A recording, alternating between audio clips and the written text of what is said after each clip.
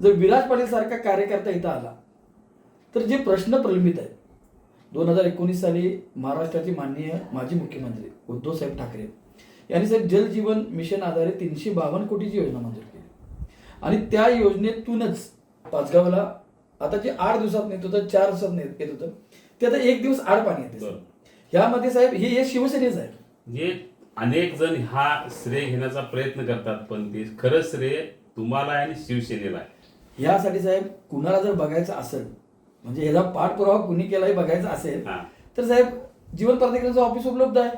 बरोबर. तिथं जावावं, पेपर काढावं, त्या योजनेवरच्या मंजुरीवर कुणाची सही आहे बघावी.